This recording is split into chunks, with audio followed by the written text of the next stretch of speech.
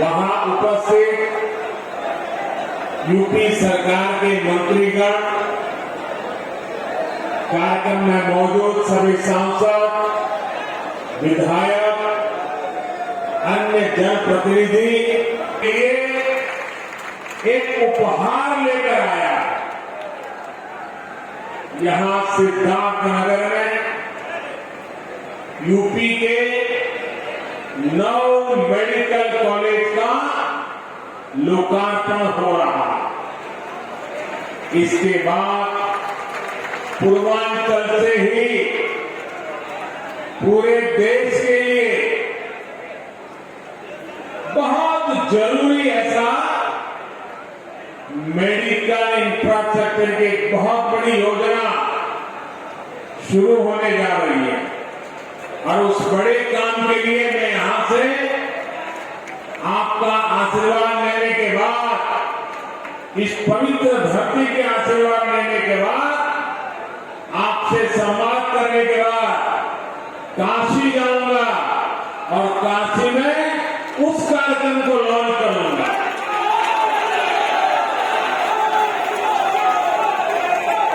साथियों, आज केंद्र में जो सरकार है, यहां यूपी में जो सरकार है, वो अनेकों कर्म योगियों की दशकों की तपस्या का फल है। सिद्धार्थनगर में भी स्वर्गीय माधव प्रसाद त्रिपाठी जी के रूप में एक ऐसा समर्पित जनप्रतिनिधि देश को दिया, जिनका अथाह परिश्रम आज राष्ट्र के काम आ रहा है। माधव बाबू ने राजनीति में कर्म योग की स्थापना के लिए पूरा जीवन खपा दिया। यूपी भाजपा के पहले अध्यक्ष के रूप में, केंद्र में मंत्री के रूप में उन्होंने विशेष रूप से पूर्वांचल के विकास की चिंता की। इसलिए सिद्धार्थनगर के नए मेडिकल कॉलेज का नाम माधव बाबू के नाम पर रखना उनके प्रति सेवा भाव के प्रति सच्ची कार्यांजलि है। और इसके लिए मैं योगी जी को और उनकी पूरी सरकार को बधाई देता हूं। माधव बाबू का नाम यहां से पढ़कर निकलने वाले युवा डॉक्टरों को जन सेवा की निरंतर प्रेरणा भी देगा। भाई और बहनों, यूपी और पूर्वांचल में आस्था, अध्यात्म और सामाजिक जीवन से जुड़ी बहुत विस्तृत विरासत है। इस विरासत को स्वस्थ, सक्षम और समृद्ध उत्तर प्रदेश के भविष्य के साथ भी जोड़ा जा रहा है। आज जिन 9 जिलों में मेडिकल कॉलेज का लोकार्पण किया गया है, उनमें ये दिखता भी है। सिद्धार्थनगर में माधव प्रसाद त्रिपाठी मेडिकल कॉलेज, देवरिया में महर्षि देवरहा बाबा मेडिकल कॉलेज, गाजीपुर में महर्षि विश्वामित्र मेडिकल कॉलेज, मिर्जापुर में मां विंध्यवासिनी मेडिकल कॉलेज, प्रतापगढ़ में doctor Sonelal Patel medical college, एटा में वीरांगना अवंतीबाई लोधी मेडिकल कॉलेज, फतेहपुर में महान योद्धा अमर शहीद जोधा सिंह और ठाकुर दरिया सिंह के नाम पर मेडिकल कॉलेज, जौनपुर में उमानाथ सिंह मेडिकल कॉलेज और हरदोई, ऐसे कितने 9 मेडिकल कॉलेज, ये सभी मेडिकल कॉलेज अब पूर्वांचल के कोटि कोटि जनों की सेवा करने के लिए तैयार है। इन 9 नए मेडिकल कॉलेजों के निर्माण से करीब 2,500 नए बेड तैयार हुए, 5,000 से अधिक डॉक्टर और पैरामेडिकल के लिए रोजगार के नए अवसर बने। इसके साथ ही हर वर्ष सैकड़ों युवाओं के लिए मेडिकल की पढ़ाई का नया रास्ता खुला। साथियों, जिस पूर्वांचल को पहले की सरकारों ने बीमारियों से जूझने के लिए छोड़ दिया था, वही अब पूर्वी भारत का मेडिकल हब बनेगा। अब देश को बीमारियों से बचाने वाले अनेक डॉक्टर, ये धरती देश को डॉक्टर देने वाली। जिस पूर्वांचल की छवि पिछली सरकारों ने खराब कर दी थी, जिस पूर्वांचल को दिमागी बुखार से हुई दुखद मौतों की वजह से बदनाम कर दिया गया था,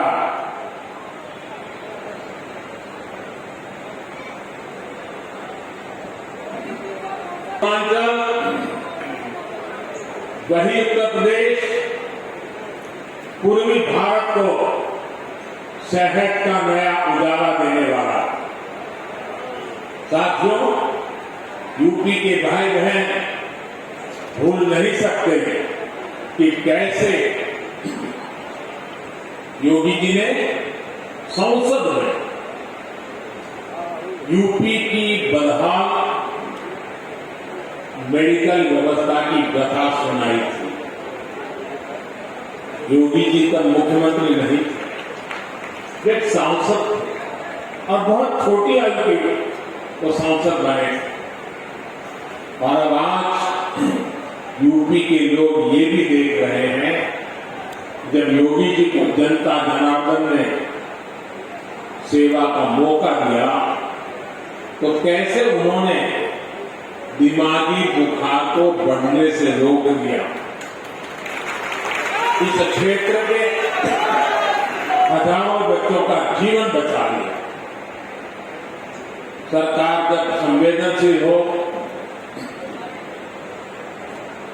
गरीब का दर्द,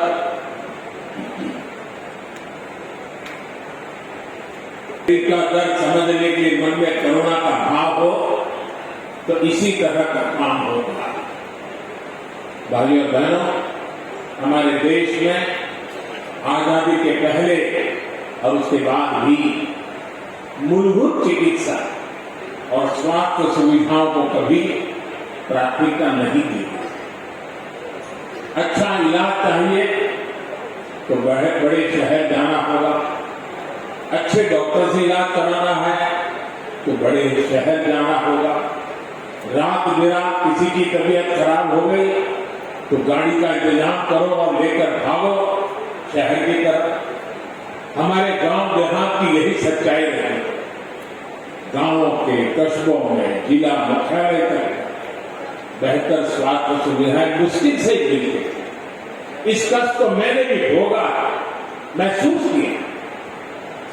देश के गरीब, दलित, शोषित, वंचित, देश के किसान, गांवों के लोग छोटे छोटे बच्चों को सीने से लगाए इधर उधर दौड़ नहीं पाता। हमारे बुजुर्ग जब स्वास्थ्य की बुनियादी सुविधाओं के लिए सरकार की तरफ देखते थे तो उन्होंने निराशा ही हाथ रखती थी। इसी निराशा को मेरे गरीब भाई बहनों ने अपनी नीति मान लिया। जब 2014 आपने मुझे देश की सेवा का अवसर दिया, तब पहले की स्थिति को बदलने के लिए हमारी सरकार ने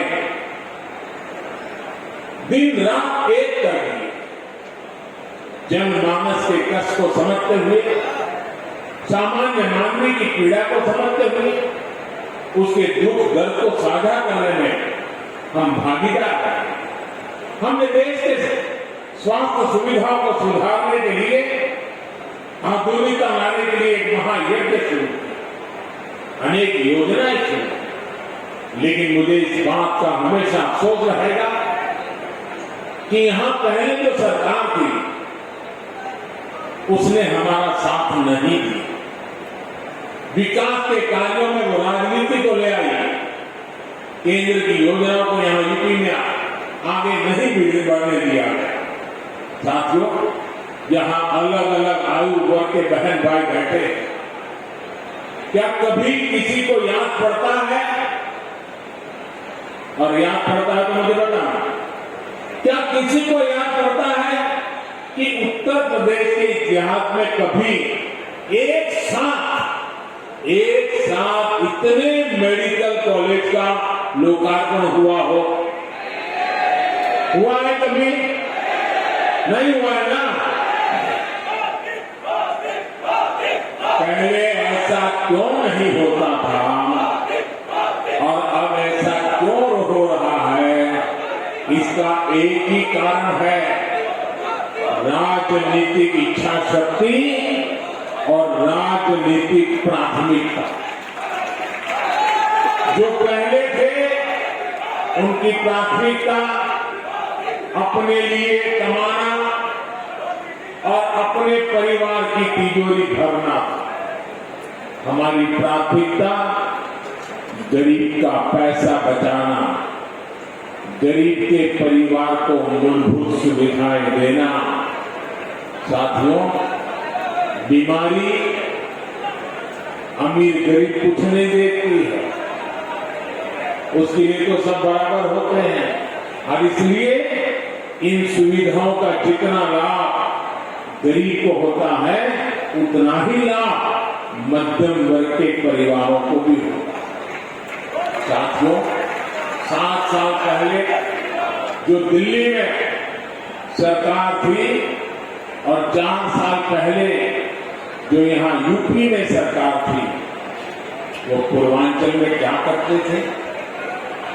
जो पहले सरकार में थे वो वोट के लिए नहीं, डिस्पेंसरी की कहीं छोटे छोटे अस्पताल की घोषणा करके बैठ जाते थे।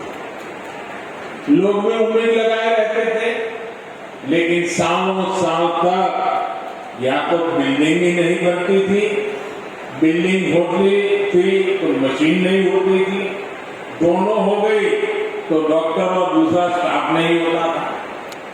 ऊपर से गरीबों के हजारों करोड़ रुपए लूटने वाली भ्रष्टाचार की साइकिल, ये भ्रष्टाचार की साइकिल 24 घंटे अलग से चलती रहती थी। दवाई में भ्रष्टाचार, एम्बुलेंस में भ्रष्टाचार, नियुक्ति में भ्रष्टाचार, ट्रांसफर पोस्टिंग में भ्रष्टाचार। इस पूरे खेल में यूपी में कुछ परिवारवादियों का तो खूब बड़ा हुआ, भ्रष्टाचार की साइकिल तो खूब चली, लेकिन उसमें पूर्वांचल और यूपी का सामान्य परिवार पिसता है।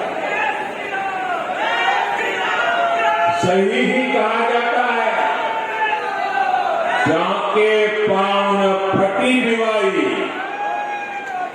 जाके पावन फटी दिवाई, वो क्या जाने पीर पर आई। साथियों, बीते वर्षों में डबल इंजन की सरकार ने हर गरीब तक बेहतर स्वास्थ्य सुविधाएं पहुंचाने के लिए बहुत ईमानदारी से प्रयास किया, निरंतर काम किया। हमने देश में नई स्वास्थ्य नीति लागू की ताकि गरीब को सस्ता इलाज मिले और उसे बीमारियों से भी बचाया जा सके। यहाँ यूपी में भी 90 लाख मरीजों को आयुष्मान भारत के तहत मुफ्त इलाज मिला है। इन गरीबों के आयुष्मान भारत की वजह से करीब करीब 1000 करोड़ रुपए इलाज में खर्च होने से बचे। आज हजारों जन औषधि केंद्रों से बहुत सस्ती दवाएं मिल रही हैं। कैंसर का इलाज, डायलिसिस और हार्ट की सर्जरी तक बहुत सस्ती हुई। शौचालय जैसी सुविधाओं से अनेक बीमारियों में कमी आई। यही नहीं, देश भर में बेहतर अस्पताल कैसे बने और उन अस्पतालों में बेहतर डॉक्टर और दूसरे मेडिकल स्टाफ कैसे उपलब्ध हो, इसके लिए बहुत बड़े और लंबे विजन के साथ काम किया जा रहा है। अब अस्पतालों का, मेडिकल कॉलेजों का भूमि पूजन भी होता है और उनका तय समय पर लोकार्पण भी होता है।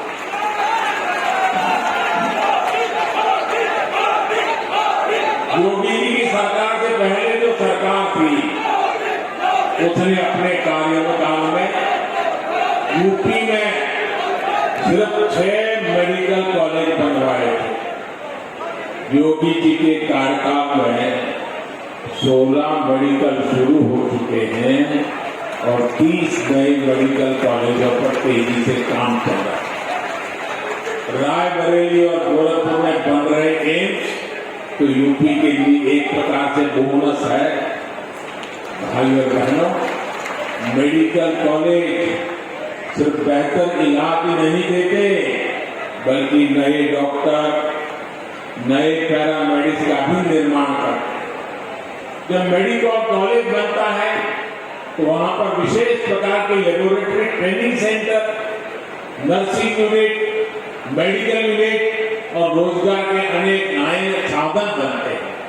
दुर्भाग्य से पहले के दशकों में देश में डॉक्टरों की कमी को पूरा करने के लिए राष्ट्रव्यापी रणनीति पर काम ही नहीं हुआ। अनेक दशक पहले मेडिकल कॉलेज और मेडिकल शिक्षा की देखरेख के लिए जो नियम कायदे बनाए गए थे, जो संस्थाएं बनाई गई, वो पुराने तौर तरीकों से चल रही थी। ये नए मेडिकल कॉलेज के निर्माण में बाधक भी बन रही है। बीते 7 सालों में एक के बाद एक हर ऐसी पुरानी व्यवस्था को बदला जा रहा है जो मेडिकल शिक्षा के नाम में रुकावट बन रहा है। इसका परिणाम मेडिकल सीटों की संख्या में भी नजर आ रहा है। 2014 से पहले हमारे देश में मेडिकल की सीटें 90,000 से भी कम थी। बीते 7 वर्षों में देश में मेडिकल की 60,000 नई सीटें जोड़ी गई हैं।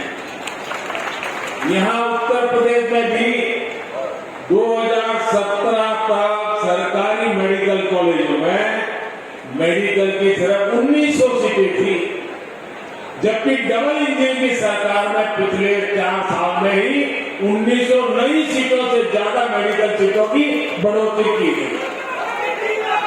साथियों, मेडिकल कॉलेजों की संख्या बढ़ने का, मेडिकल सीटों की संख्या बढ़ने का एक महत्वपूर्ण पहलू ये भी है कि यहाँ के ज्यादा से ज्यादा युवा डॉक्टर बनेंगे।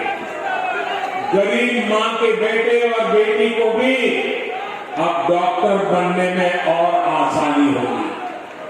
सरकार के निरंतर प्रयास का परिणाम है कि आजादी के बाद 70 वर्षों में जितने डॉक्टर पढ़ लिख कर निकले, उससे ज्यादा डॉक्टर हम अगले 10-12 वर्षों में तैयार कर पाएंगे। साथियों, युवाओं को देश भर में अलग अलग एंट्रेंस टेस्ट की टेंशन से मुक्ति दिलाने के लिए 1 नेशन 1 एग्जाम को लागू किया गया। इसे खर्च की भी बचत हुई है परेशानी भी कम हुई। मेडिकल शिक्षा गरीब और मिडिल क्लास की पहुंच में हो, इसके लिए प्राइवेट कॉलेज की फीस को नियंत्रित रखने के लिए कानूनी प्रावधान भी किए गए हैं। स्थानीय भाषा में मेडिकल की पढ़ाई न होने से भी बहुत दिक्कतें आती थी। अब हिंदी सहित अनेक भारतीय भाषाओं में भी मेडिकल की बेहतरीन पढ़ाई का विकल्प दे दिया गया। अपनी मातृभाषा में जब युवा सीखेंगे तो अपने काम पर उनकी पकड़ भी बेहतर होगी। साथियों, अपनी स्वास्थ्य सुविधाओं को यूपी तेजी से सुधार सकता है। ये यूपी के लोगों ने इस कोरोना काल में भी साबित किया। 4 दिन पहले ही देश ने 100 करोड़ वैक्सीन डोज का बड़ा लक्ष्य हासिल किया है और इसमें यूपी का भी बहुत बड़ा योगदान है। मैं यूपी की समस्त जनता, कोरोना वॉरियर्स, सरकार, प्रशासन और इससे जुड़े सभी लोगों को बधाई देता हूं। आज देश के पास 100 करोड़ वैक्सीन डोज का सुरक्षा कवच है। बावजूद इसके कोरोना से बचाव के लिए यूपी अपनी तैयारियों में जुटा हुआ है। यूपी के हर जिले में निपटने के लिए बच्चों की केयर यूनिट या तो बन चुकी है या तेजी से बन रही है। कोविड की जांच के लिए आज यूपी के पास 60 से ज्यादा लैब मौजूद है। 500 से ज्यादा नए ऑक्सीजन प्लांट पर भी तेजी से काम चल रहा है। साथियों, यही तो सबका साथ, सबका विकास, सबका विश्वास और सबका प्रयास, यही तो उसका रास्ता है। जब सभी स्वस्थ होंगे, जब सभी को अवसर मिलेंगे, तब जाकर सबका प्रयास देश के काम आएगा। दीपावली और छठ का पर्व इस बार पूर्वांचल में आरोग्य का नया विश्वास लेकर आया है। ये विश्वास तेज विकास का आधार बने, इसी कामना के साथ नए मेडिकल कॉलेज के लिए पूरे यूपी को फिर से बहुत बहुत बधाई और धन्यवाद देता हूं। आप भी इतनी बड़ी तादाद में हमें आशीर्वाद देने के लिए आए, इसलिए मैं विशेष रूप से आपका आभार व्यक्त करता हूं। बहुत बहुत धन्यवाद।